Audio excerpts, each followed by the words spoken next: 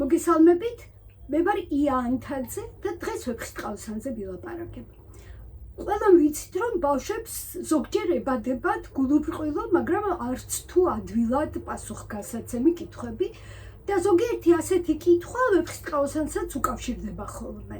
დღეს მინდა ერთ-ერთ სწორედ ასეთ კითხვაზე ვილაპარაკო, რომელიც შეიძლება მოგისმენიათ სხვისგან, ან შეიძლება თქვენ თვითონაც დაგბადებიათ. კონკრეტულად კითხვა ესე ჟღერს: რატომ არ მიყვება ტარიელი ავთანდილს ნესტანის მოსაძებნად? სინამდვილეში ასმათმა ხომ ტარიელი და ავთანდილი სწორედ იმიტომ შეახვედრა ერთმანეთს, რომ ტარიელის მარტოობა დაესრულებინა. აი რას ვკითხულობთ ვეფხისტყაოსანში ასმათი რას ეუბნება ტარიელს. მოახსენა მხეცთა თანაიარები მარტო ტევრად არასკაცსა არიახლებს საუბრად და შემაქცევრად და შემდეგ სტროფში აგრძელებს: ყოვლი პირი ქვეყანისა ერთობს სრულად მოგიბლია, ერთი კაცი შემაქცევრად შენად ვითა დაგელია, გეახლოს და არ გაშმაგდე, თუცა ჭირი არ გაკლია. ესე იგი, რას ეუბნება, მთელი ქვეყანა მოგივლიაო და ერთი ადამიანი როგორ ვერ გიპოვია, რომელიც შენთან ერთად იქნებოდა, შენს გვერდით იქნებოდაო და აი სწორედ ასე შეახვედრებს ასმათი ტარიელს და ავთანდილს ერთმანეთს და ისინიც როგორც კი ერთმანეთს დაინახავენ, ძალიან ახლობლად მიიღებენ ერთმანეთს, გადაეხვევიან, გადაკოცნიან, შემდეგ დასხდებიან და იმდენს იტირებენ, რომ ბოლოს ასმათი ეუბნება, რომ თავებს ნუ დაიხოცავთო და მზეს ნუ დააბნელებთო. ამის შემდეგ ჯერ ავთანდილი უამბობს ტარიელს თავის ამბავს, შემდეგ ტარიელი ძალიან დაწვრილებით ყვება თავისი უბედურების შესახებ, ხანდახან ამ მოყოლის დროს გული მისდის და ასმათი ასულიერებს.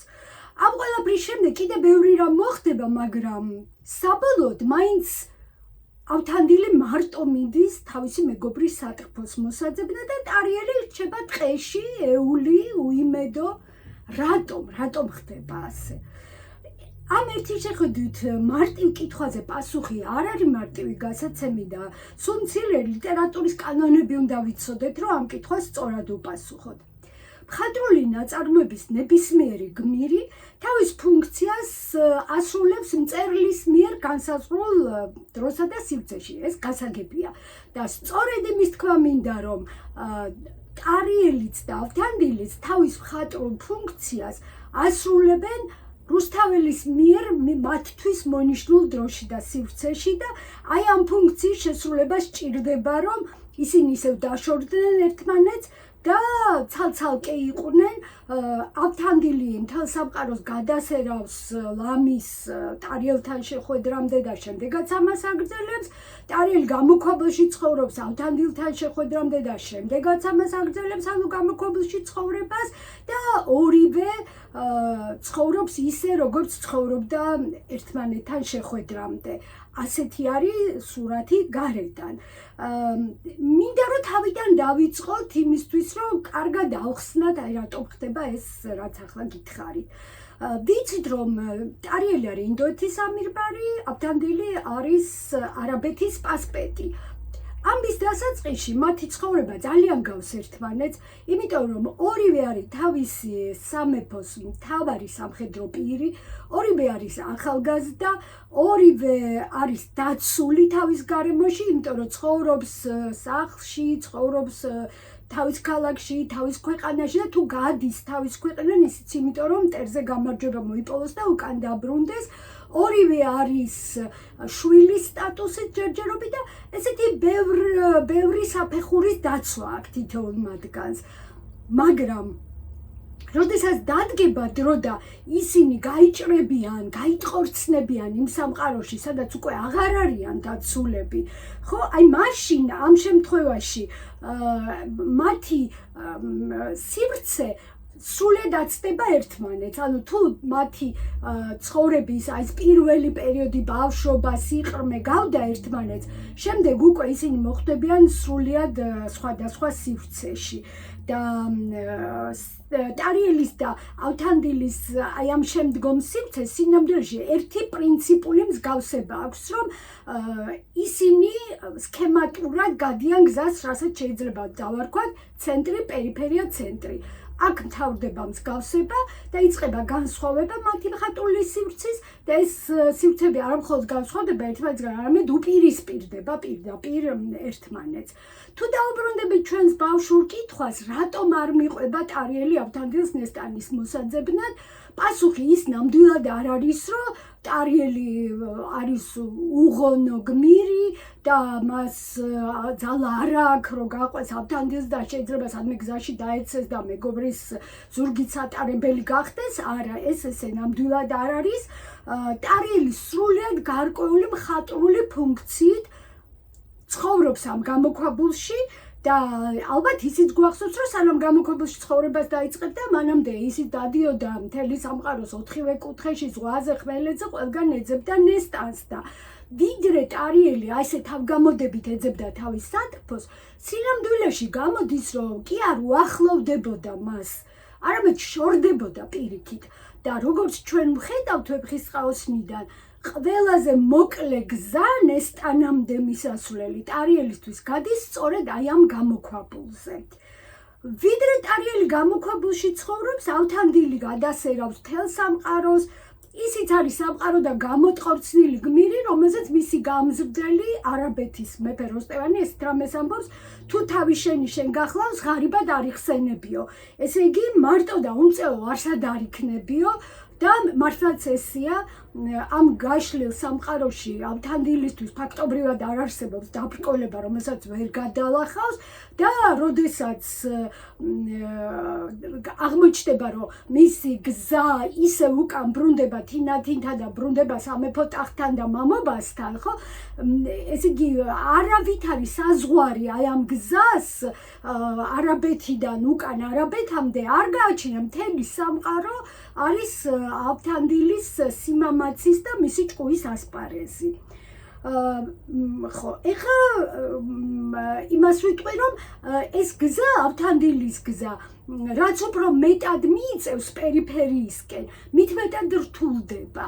იმიტომ რომ სულ უფრო ნაკლებად ვრცელდება ამ გზაზე ის კანონები და ის წესრიგი, რომელშიც დაიბადა და გაიზარდა ავთანდილი არაბეთში.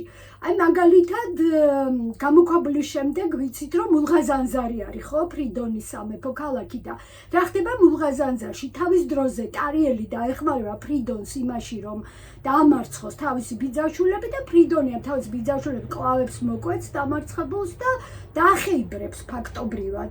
ხო და სინამდვილეში ესეთი რამ არაბეთში და ინდოეთში წარმოუდგენელია, იმიტომ რომ ჩვენ ვხედავთ ახლა ინდოეთში როგორი დამდობები არიან დამარცხებული მტრის მიმართ ყოველ ჯერზე, არაერთხელ და ორჯერ. და მულღაზანზარში ეს არ ხდება, არც ის არის შემთხვევითი, რომ ქაჯეთისკენ გზა იცის მხოლოდ ფრიდონმა, არც ის არის შემთხვევითი, რომ ტარიელსაც და ავთანდილსაც ცხენს მიიყიდიან და არაჩუქებენ მულღაზანზარში. ერთგვარი შუალედური სივრცეა ეს მულღაზანზარი, სადაც ეს რაინდული კანონები კი მოქმედებს, მაგრამ შელახულად მოქმედებს, ნაწილობრივ მოქმედებს და ისიც არ დაგვავიწყდეს, რომ შემდეგ ქაჯეთის ციხეში სწორედ აი მულღაზანზარელი ჭაბუკების სისხლი იღვრება, მულღაზანზარის ჯარი იბრძვის ქაჯეთის ციხის ასაღებად და არც ის არ არის შემთხვევითი, რომ განძი, რომელიც აღმოჩნდება გამოქვაბულში, განძი, რომელიც დაფარულია, თავს როცა იჩენს, ის გადადის მულღაზანზარის და ფრიდონის განკარგულებაში და საერთოდ ისევ მითოლოგიური აზროვნებიდან თქვა, განძი, რომელიც დამალულია გამოქვაბულში და შემდეგ გამოჩნდება, აღმოაჩენენ მას, ხო? მისი მფლობელი არის ყველა სიკეთის მფლობელი ამ განძთან ერთად. ეს განძი არ არის შემთხვევითი ამბავი, ძალიან დიდი სიკეთის მომტანი არის მისი მფლობელისთვის. რაინდული კანონებისგან კიდევ უფრო შორს არის გულანშარო, ქალაქი, რომელიც ზღვათა სამეფოს ეკუთვნის. ზღვა, როგორც არაერთხელ მithქვამს, არის ქაოსის და ქვენა ინსტინქტების საუფლო, ამიტომ ეს ზღვათა სამეფო და მათ შორის გულანჩარო არანაირად ავთანდილის სივრცე არ არის და ამიტომ ის მოიფიქრებს და ამ თავისთვის უცხო სივრცეში არ გაამხელს თავის ვინაობას და ნიღაბს მოირგებს და ნიღბით შედის. რა მოხდება გულანჩაროში, რა თავგადასავალი ელოდება იქ ავთანდილს, ეს არის უაღრესად საინტერესო და მნიშვნელოვანი და პირობას გაძლევთ, რომ ამას ცალკე გადაცემას მიუძღვნი და ამაზე დაწვრილებით ვილაპარაკებ. ხოლო ახლა გავაგრძელებ საუბარს იმით, რომ რა თქმა უნდა, ყველაზე უფრო შორეული პერიფერია, უკიდურესი პერიფერია ვეფხისტყაოსნის მხატვრულ სივრცეში არის ქაჯეთის ციხე და მხოლოდ მისი დალაშქვრის შემდეგ ხდება შესაძლებელი, რომ ინდოეთში აღდგეს ის ღვთაებრივი წესრიგი, რომელიც დაკარგულია. ადრეც თქვი, რომ ავთანდილის მიერ ესე ჰორიზონტალურად გადალახული სამყარო ხდება ნელ-ნელა აი ამ გადალახვის კვალდაკვალ კოსმოსის ნაწილი და როდესაც ავთანდელი სახლში ბრუნდება, ფაქტობრივად ჰორიზონტალურად მთელი სამყარო არის მის მიერ გადალახული, იქიდან დაბრკოლებები მთლიანად არის გაძევებული, მოხსნილი, გაწმენდილი და გაკეთილშობილებული არის ეს სივრცე. და კონკრეტულად როგორ ახერხებს ავთანდილი ამ მისიის შესრულებას, ამაზე შემდეგ ვილაპარაკებ, როდესაც ისევ ავთანდილს დაუბრუნდება ოღონდ სხვა კუთხით და ეს ძალიან მნიშვნელოვანი იქნება. რაც შეეხება ტარიელს და მის მხატვრულ ფუნქციას, ესეც უკვე ვთქვი, რომ ტარიელის მიერ დევების დამარცხება და მათ საცხოვრისში დამკვიდრება ასმათან ერთად უკვე ნიშნავს ძალიან მაღალ სტატუსს ტარიელის. ეს არის ღვთისშვილის სტატუსი, ეს არის ჯვრის სტატუსი მითოსის მიხედვით და ისიც ვთქვათ, რომ ტარიელის მიერ გამოქვაბულში ცხოვრებით მოპოვებული ცოდნა არის საიდუმლო ცოდნა, არ გამოითქმის ენით, მაგრამ ისევ მითოსიდან ეს ვიცით, რომ ღმერთის შესახებ ადამიანს შეუძლია ყველაზე მეტი ცოდნა და ყველაზე მეტი სიახლოვე ღმერთთან მოიპოვოს სამყაროს ორ წერტილში. ერთი ეს არის უმაღლესი მთის წვერზე და მეორე ეს არის უღრან გამოქვაბულში. და ესე იგი იმას კი ვიგებთ ტარიელის გამოქვაბულში ცხოვრებით, რომ მისი სიბრძნე ღვთაებრივი ხასიათის არის ღმერთს ეხება და ადამიანსა და ღმერთს შორის ურთიერთობას ეხება. ეხლა მინდა იმ გარემოზე ვილაპარაკო, სადაც ეს გამოქვაბულია, ეს მნიშვნელოვანი არის. ეს გარემო ფაქტობრივად ეს გამოქვაბული არის ტყეში და მინდა რომ წაგიკითხოთ როგორ აღწერს ამ გარემოს შოთა რუსთაველი. დღისით ვლეს და საღამოჟამ გამოუჩნდეს დიდნი კლდენი, კლდეთა შიგან ქვაბნი იყვნენ, ძირსა წყალი ჩანადენი. წყლისა პირსა არ ითქმოდა შამბი იყო თუ რაზდენი, ხედი დრონი, თვალუწვდომი, მაღლა კლდემდის ანაკრდენი. ესე იგი რა არის? რა გარემოა ეს? ეს არის პიტალო კლდეები, უზარმაზარი კლდეები, ხეები ამ კლდეების წინ, რომელიც ისევ კლდის გაგრძელებაა თითქოს, იმიტომ რომ თვალუწვდენელი სიმაღლის არის. და აი აქ დგას ეს გამოქვაბული და გვერდზე წყალი ჩაედინება. მინდა რომ წყლით დავიწყო, იმიტომ რომ რამდენადაც ზღვა არის ქაოსის და სიკვდილის სიმბოლო, იმდენად მდინარი წყალი არის სიცოცხლის სიმბოლო და ის რომ ტარიელის გამოქვაბულის გვერდზე ჩაედინება მოძრავი წყალი, მდინარე, ნაკადული, ეს უკვე ნიშნავს იმას, რომ აქ ამ სივრცეში არის სიცოცხლე, ნამდვილი სიცოცხლე. ეხლა რაც შეეხება დანარჩენს, აი ეს კლდოვანი ლანდშაფტი სინამდვილეში მხატვრულ ტექსტში და მათ შორის ვეფხისტყაოსნის მხატვრულ ქსოვილში განასახიერებს უდაბნოს. ხო და უდაბნოსთან ორი მიმართება არსებობს, უდაბნო და ადამიანი ერთი მხრივ და უდაბნო და წესრიგი მეორე მხრივ და ეს უდაბნო და წესრიგი იგივეა, რაც უდაბნო და ქალაქი. ეხლა ეს რას ნიშნავს? თუ არის ეს მიმართება, რომ უდაბნო და ადამიანი, ეს ნიშნავს, რომ უდაბნო არის ადამიანის გამოცდის ადგილი. უდაბნო არის ის ადგილი, სადაც ადამიანი ან გადარჩება და მიაღწევს რაღაც უფრო მეც, რაც მანამდე მისთვის იყო მიუღწეველი და ან არის ის ადგილი, სადაც ის დაიღუპება უბრალოდ და ვერ გადარჩება და მისი კვალი გაქრება სამუდამოდ. ხო და თუ უდაბნო და წესრიგი არის ეს მიმართება, მაშინ ნიშნავს, რომ უდაბნო არის ის ადგილი, სადაც არის პოტენცია მისი მოწესრიგების, მისი ქალაქად გადაქცევის. ესე იგი, ეს ის ადგილია, რომელიც არის უკაცური და შემდეგ დასახლებული არის ადამიანებით, ხო, ამას ნიშნავს უდაბნო და ქალაქი. ეხლა ვეფხისტყაოსნის უდაბნო არ არის მარტომყოფობის იდეალური ადგილი, სადაც იმიტომ ზის ტარიელი, რომ მარტო კარგად იგრძნოს თავი. არა, ესე არ არის. უდაბნო არის გამოცდის ადგილი, მართლაც, რომელიც ან გადაარჩენს მასში აი ამ მეფეს, რომლადაც იგი არის დაბადებული თავის დროზე და ან დაუპავს მას სამუდამოდ, ხოლო თუ ტარიელს შეუძლია რომ ეს უდაბნო ქალაქად აქციოს, ეს ნიშნავს უკვე იმას, რომ ეს არის მისი გადარჩენის წინაპირობა და უდაბნოს ქალაქად ქცევა სწორედ ის არის, რაზეც ბევრჯერ ვილაპარაკე, რომ დევების საცხოვრებას გადააქცევს თავის და ასმათის საცხოვრებლად. ეს უდაბნოს ქალაქმყოფელის მისიას ამით ასრულებს ტარიელი, მაგრამ ტარიელის განსაკუთრებულ მისიაზე კიდევ ერთი ეპიზოდი მიგვანიშნებს ვეფხისტყაოსნის და ამაზეც მინდა ეხლა გიამბოთ. ეს არის ის გვირაბი, რომელიც ქაჯეთის ციხის შესასვლელს კეტავს და აი რას ამბობს ამ გვირაბის შესახებ ფატმანი, როდესაც ქაჯეთის ამბავს უყვება ავთანდილს. გვირაბის კარსა ნიადაგ მოყმეს ცავს, არ პირნასები, 10,000 ჭაბუკი დგას, ყველა კაი ხასები. ესე იგი, რაო, ამ გვირაბის შესასვლელს იცავს 10,000 რჩეული ჭაბუკი და სწორედ ჩვენ ნახავთ, როდესაც გმირები მივლენ ქაჯეთის ციხის ასაღებად, რომ ტარიელი მარტო გაათავისუფლებს გაწმენდს ამ გვირაბს მცველებისგან. და ეს არის პირდაპირი მინიშნება კიდევ ერთი ტარიელის მისიაზე. არა იმიტომ, რომ ერთი მოერევა 10,000, აქ რიცხვები არ არის გადამწყვეტი, არამედ იმიტომ, რომ გვირაბი არის ჩამკეტი სივრცე, რომელიც სამყაროსგან გამოყოფს აი ამ ქაჯეთის ციხეს.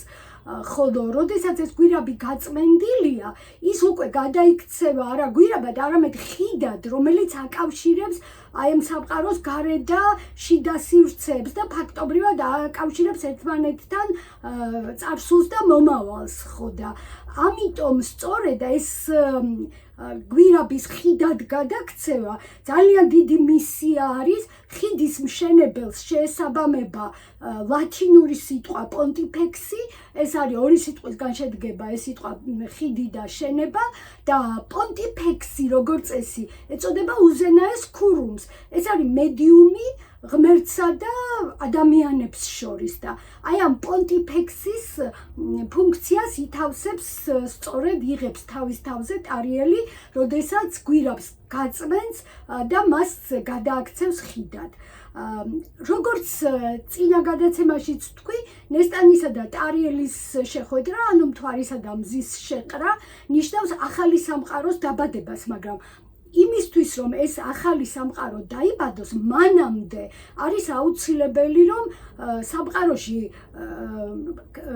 ყველა დაბრკოლება უვნებელყოფილი იქნას, მოიხსნას ის დაბრკოლებები, რაც არის და იქ არის ორი სივრცე, შიდა სივრცე და გარე სივრცე და ამ გარე სივრცეში დაბრკოლებებს ვიცით, რომ ავთანდილი ხსნის, ავთანდილი არის ის ადამიანი, რომელიც ორიენტირია ყველაფრისთვის ვეფხისტყაოსანში, რაც კი გარე სამყაროში მდებარეობს, ხოლო რაც შეეხება შიდა სივრცეს, შიდა სივრცის ათვისება, ეს არის ტარიელის მხატვრული ფუნქცია, გამოტყორცნილია ცენტრიდან, მაგრამ გამოქვაბულში ცხოვრები ძალიან ღრმა კავშირს ამყარებს საკუთარ შინაგან სამყაროსთან და ამის გავლით ღმერთთან და მოიპოვებს რაღაცა იდუმლო ცოდნას, და აი ამ ვერტიკალურ სივრცეს ცენტრი, პერიფერია, ცენტრი, ანუ ინდოეთი გამოქვაბული და ცენტრი ის გადალახავს სულიერი ცხოვრებით, ფიგურალურად და როგორც მითოლოგიურ აზროვნებაში, ასევე ზღაპარში სამყაროს ჰორიზონტალური გადალახვა. ეს არის გმირების კლასის საქმე, ანუ ის რასაც აკეთებს ავთანდილეს არის გმირის საქმე, ხოლო სულიერი ცხოვრებით სამყაროს ვერტიკალური ფიგურალური გადალახვა ეს არის ძალიან ძლიერი მითოლოგიური პერსონაჟის ან გამორჩეული ძალის მქონე კულტის მსახურის საქმე. ну მივედით ახლა იქ სადაც უნდა შევაჯამო ის რაც დღეს ვილაპარაკე და ვთქვა რომ მხატვრული ფუნქცია ავთანდილის და ტარიელის იმით განსხვავდება ერთმანეთისგან რომ ავთანდილის მხატვრული ფუნქცია არის შეასრულოს გმირის საქმე, გადალახოს სამყარო ჰორიზონტალურად, მოხდეს დაბრკოლებები, ხოლო ქურუმის, ანუ ტარიელის საქმე ის არის, რომ გადალახოს სამყარო ვერტიკალურად, თავისი სულიერი ცხოვრებით და აი შიდა სივრცე, რომელშიც ბევრი დაბრკოლება არის, ეს დაბრკოლებებისგან გაათავისუფლოს, ანუ შეძლოს რაღაც ისეთი კონტაქტის დამყარება ღმერთთან, რომელიც აი ამ გამოქვაბულის სივრცის გარეშე მას არ შეუძლია, რასაკვირველია. ესე იგი, საბოლოოდ შეიძლება ვთქვათ, რომ ავთანდილის მხატვრული ფუნქცია არის გმირის ფუნქცია და ტარიელის მხატვრული ფუნქცია არის ქურუმის ფუნქცია და ამიტომ არის, რომ ისინი თავის სივრცეში რჩებიან და მათი გზები გადაიკვეთება მხოლოდ ქაჯეთის ციხეში, იქ უკვე სადაც გვირაბი გაწმენდილია და უკვე ხიდის სახით გაერთიანებული არის ქაჯეთის ციხის გარე და შიდა სივრცეები. პოემის მთავარ გმირებზე ლაპარაკი დღეს კი დავასრულე, მაგრამ გპირდებით, რომ ყველაზე საინტერესო წინ გველოდება, იმიტომ რომ სხვა დროს უნდა გიამბოთ, როგორ და რაზე დაყრდნობით ახერხებენ ეს გმირები, რომ თავისი მხატვრული ფუნქცია შეასრულონ. და იმას გულისხმობ, რომ რა ინსტრუმენტებს აძლევს ამისთვის მათ შოთა რუსთაველი. და ეს არის ნამდვილად ძალიან მნიშვნელოვანი, იმიტომ რომ თუ ჩვენ არ გვეცოდინება, როგორ ახერხებენ ისინი ერთის გმირის და მეორე ქურუმის ფუნქციის შესრულებას, შეიძლება ეს ყველაფერი, რაზეც დღეს ვილაპარაკე, იყოს ძალიან არადამაჯერებელი და ამას დამაჯერებლობას მატებს სწორედ იმ ინსტრუმენტების გაახილვა, რითიც ეს გმირები შეძლებენ, რომ საკუთარი მხატვრული ფუნქცია ვეფხისტყაოსანში შეასრულონ. ახლა ერთი კვირით დაგემშვიდობებით და ისევ ველოდები ქართული ენისა და ლიტერატურის მასწავლებლებისგან გამოხმაურებას. მინდა რომ ჩემი პირადი დიდი მადლობა უთხრა ქალბატონ ნატო მორგოშიას, რომელმაც მომწერა, რომ ის უყურებს ჩემს აი ამ ვეფხისტყაოსნის პოდკასტებს და შემდეგ თავის მოსწავლებთან ერთად განიხილავს იმას, რაზეც მე ვლაპარაკობ. ეს არის ჩემთვის დიდი ბედნიერება, იმიტომ რომ მე არ ვლაპარაკობ მოსწავლებისთვის, სხვა ლოგიკას მივყვები და თვითონ მოსწავლებს, რომლებიც პირველად ეხებიან ახლა მე-10 კლასში ვეფხისტყაოსნის ტექსტს, გაუჭირდებათ ნამდვილად, რომ რაიმე მათთვის სასარგებლო გამოიტანონ იქიდან, რაზეც მე ვლაპარაკობ და ერთადერთი ვისაც შეუძლია, რომ ეს მათთვის გააკეთოს და ვეფხისტყაოსანთან პირველივე შეხება ცოტა კიდევ უფრო საინტერესო და უფრო ღრმა გახადოს, ეს არის ქართული ენისა და ლიტერატურის მასწავლებელი და ამიტომ ვარ ქალბატონ ნატოსი ძალიან მადლობელი, რომ ის ამას აკეთებს. რა თქმა უნდა, დაველოდები სხვა მასწავლებლების გამოხმაურებასაც და ყველას ვუპასუხებ, კითხვებსაც ვუპასუხებ, მოსაზრებებსაც გავიზიარებ ან არ გავიზიარებ და დღეისათვის მგონი ამით დავასრულებ ნამდვილად. დაგიტოვებთ ტრადიციულ თხოვნას, რომ გამოიწეროთ ჩვენი, ანუ ზღარბის არხი და კიდევ და კიდევ დიდი მადლობა, რომ ჩემთან ერთად ხართ.